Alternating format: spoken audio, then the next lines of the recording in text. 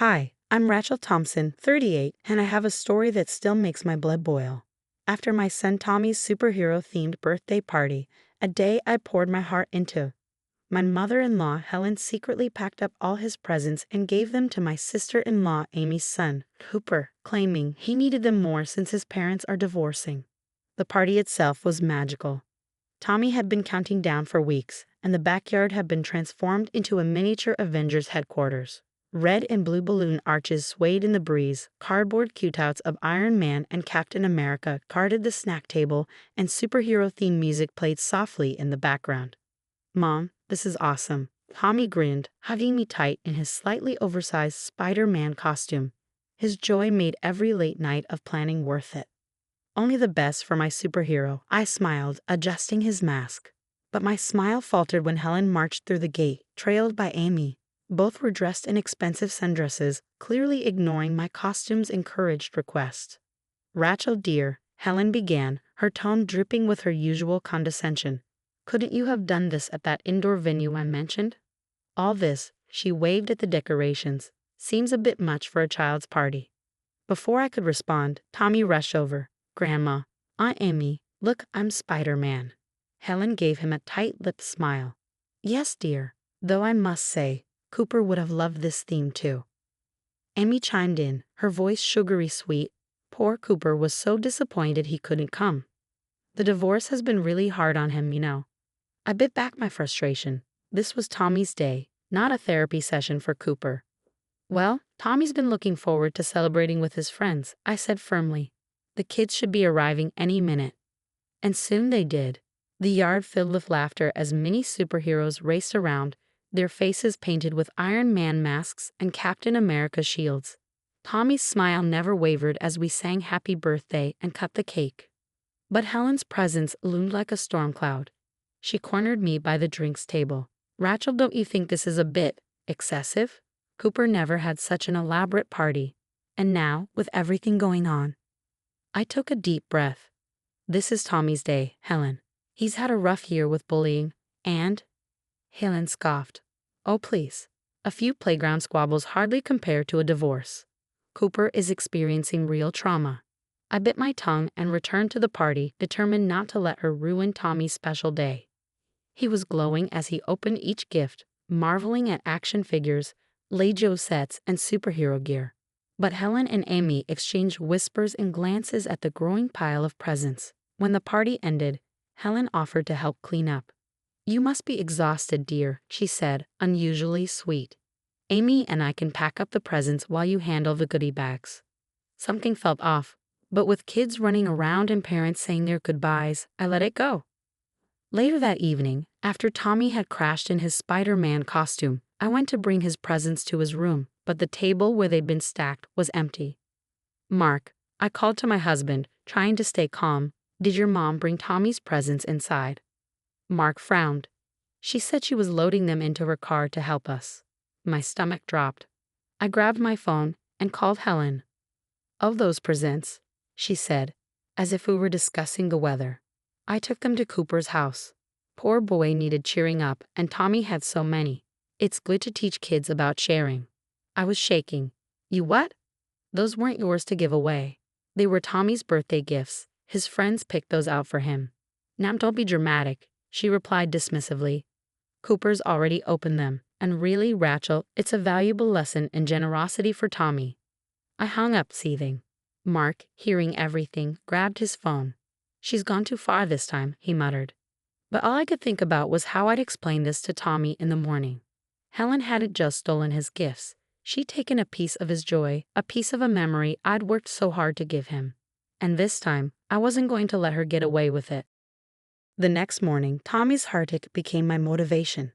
As I sat at the kitchen table with my laptop, Mark placed a cup of coffee in front of me. "Are you sure about this?" he asked, his voice low so as not to wake Tommy. I nodded. "She needs to understand the damage she's caused. If Helen won't respect our boundaries, maybe public accountability will make her think twice before pulling something like this again." I opened a blank document and started typing. An open letter to Helen Thompson. "Dear Helen, yesterday, my son Tommy woke up excited to play with the birthday presents his friends had lovingly chosen for him. But instead of the joy and excitement he deserved, he was met with confusion and heartbreak. Why? Because you decided to take all his gifts and give them to his cousin, Cooper, without permission. You've always favored Cooper, and we've stayed quiet for years, hoping you'd change. But this time, your actions didn't just hurt me. They hurt a little boy who sees you as his grandmother, someone he's supposed to trust. Those gifts weren't just toys. They were tokens of love from children who care about Tommy. Gifts like the Legio Avengers set Jake spent weeks saving for because Tommy helped him when he was being bullied. Or the limited edition Spider-Man figure Sam picked out because Tommy once shared his lunch with him. By giving those gifts to Cooper, you dismissed not only Tommy's feelings but also the thoughtfulness and generosity of the children who gave them. You tried to teach Tommy a lesson about generosity. But maybe it's you who needs the lesson.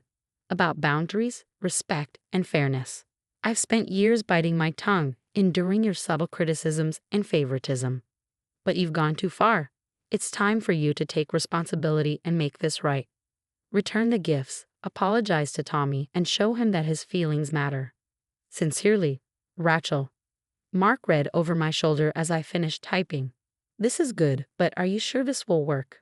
It's not just about her anymore, I said, my voice steady. It's about showing Tommy that we'll fight for him, even when the odds feel stacked against us. I posted the letter on my social media and in a local parenting group. Within hours, the post started gaining traction. Comments poured in from other parents, offering their support and sharing their own stories of difficult family dynamics. This is heartbreaking. Tommy deserves better. Good for you for standing up for your son. This is appalling. I hope Helen realizes how wrong she was. By the afternoon, the post had been shared dozens of times, and Helen's reputation was taking a hit. Several of her friends, who followed me on social media, messaged her directly. One even commented publicly, "Helen, this is unacceptable. How could you do this to your own grandson?" Helen called that evening, her tone dripping with indignation. "Rachel, what have you done? People are calling me, asking if this is true." "It is true, Helen," I said calmly. "And maybe now you'll understand how serious this is. You hurt Tommy and you need to fix it." "I can't believe you humiliate me like this," she snapped. "Humiliation wasn't my goal," I replied. "But accountability was. This isn't just about Tommy's presence, it's about how you treat him. If you want this to stop, make it right." Helen sputtered excuses but eventually hung up. An hour later, Mark's phone buzzed with a text. A photo of the gifts loaded back into Helen's car, along with a terse message. "I'll bring them by tomorrow." The next morning, Helen arrived with the presents, her face tight with anger. Tommy, still cautious, hesitated when she walked in. But when she handed him the first gift and muttered an apology, his face lit up. After she left, Mark and I sat Tommy down. "Listen, sweetheart," I said, holding his hand. "Grandma made a mistake, but your feelings matter, and we made sure she knew that. You should never be afraid to stand up for yourself." Tommy nodded solemnly, then tore into his presents with renewed excitement. As he showed me each one, my heart swelled. He hadn't just gotten his gifts back, he'd gotten back the joy Helen tried to steal from him. And as for Helen, she stayed distant for a while after that, her pride no doubt bruised. But one thing was clear. I wouldn't be silent anymore when it came to protecting my son. I started with a single post in our community Facebook group, a hub of 15,000 local parents who shared advice, recommendations, and event updates. My message was concise but factual. Warning about birthday party theft. My mother-in-law stole my 7-year-old's birthday presents to give to another grandchild. Parents, please be aware that your children's thoughtful gifts were taken without permission. The response was immediate and overwhelming. Within hours, parents from Tommy's party began commenting, sharing the special meaning behind the stolen gifts. Jake's mom, Lisa, described how her son had saved his allowance for weeks to buy Tommy the Legio set. Another parent talked about searching for the limited edition Spider-Man toy Tommy had mentioned loving. Screenshots of the post spread beyond our local group. Soon, the story had reached Helen's Precious Country Club circles, where her reputation was everything. At 8 a.m. the next morning, my phone rang. It was Margaret, Helen's best friend from the club. "Helen, why am I hearing that you stole children's birthday presents? Please tell me this isn't true." Before Helen could contain the damage, the floodgates opened. The president of her charity board called. Her bridge club. Even her pastor, her carefully curated image as the gracious, charitable matriarch, was unraveling. Later that day, Amy showed up at our door, pale and trembling. The moms at Cooper's school are furious. They're saying Cooper can't come to birthday parties because we steal presents. You have to take down the post. I stared at her, incredulous. Like you took down the photos of Cooper posing with Tommy's stolen presents? I asked coldly. Those gifts meant something to every child who gave them. They weren't yours to take. Amy tried to argue. Cooper's been having such a hard time since the divorce.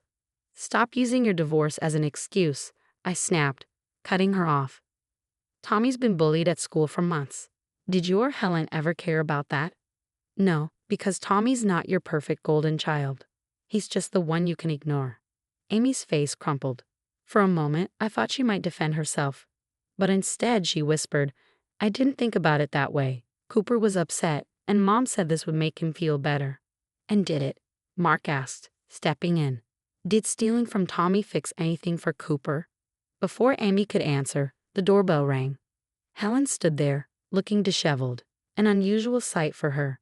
She marched inside without an invitation. You need to fix this, she demanded.